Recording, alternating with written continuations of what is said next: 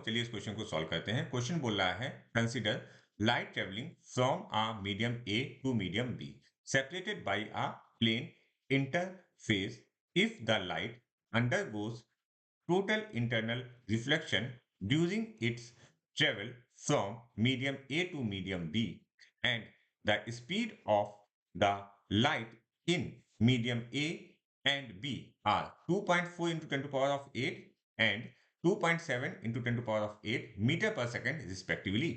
Then the value of critical angle. आपको critical angle की value पता करनी है। तो critical angle का मतलब क्या होता है समझने की कोशिश करते हैं।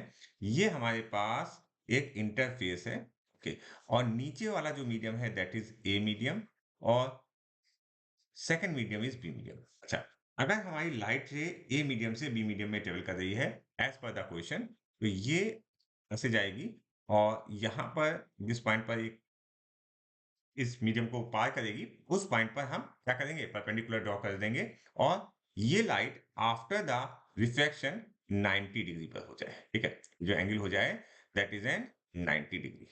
ठीक है, तो रिफ्लेक्शन एंगल 90 डिग्री हो जाए, इसको ऐसे भी कह सकते हो।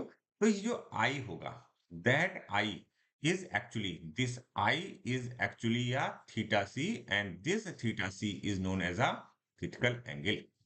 ओके, तो यहां पर हम ये कहेंगे कि इसका रिफ्लेक्टिव इंडेक्स लेट क्या है, म्यू ए है और यहां पर रिफ्लेक्टिव इंडेक्स कितना है, म्यू बी है। तो हम स्नेल्स लॉ लगाते हैं डायरेक्टली और इसको सॉल्व करने की कोशिश करते हैं। तो मैंने लिखा, देखिए यहीं पर लिख लेते हैं, that is mu A sine theta C is equal to mu B sine 90।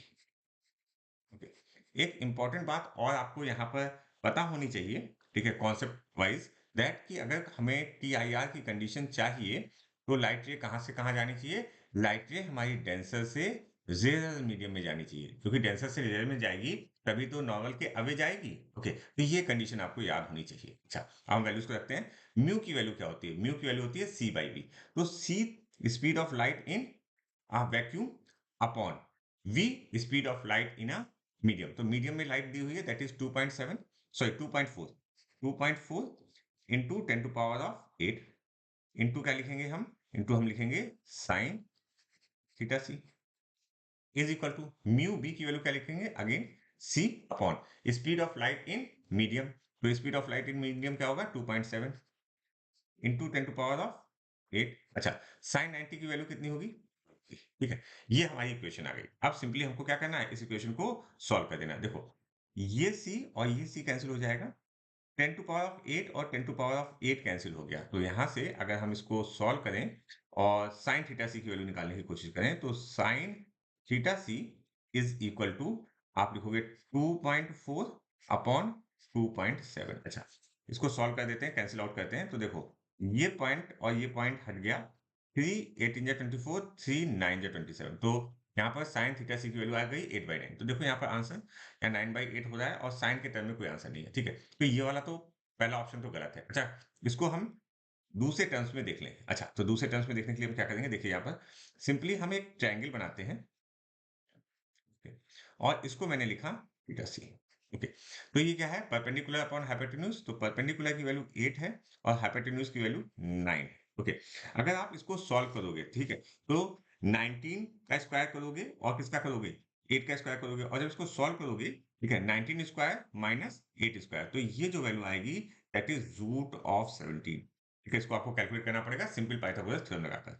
Okay, तो यहाँ पर अगर हम कॉस की वैल्यू लिखें तो कॉस की वैल्यू भी नहीं आएगी, कॉट की वैल्यू लिखेंगे रूट 13 आ रहा है तो रूट 13 नाम का कोई चीज नहीं आया। हाँ, अगर ये tan वाली देखो तो हमारा, अगर हम लिखें tan theta C is equal to क्या होता है, perpendicular upon base that is root 17।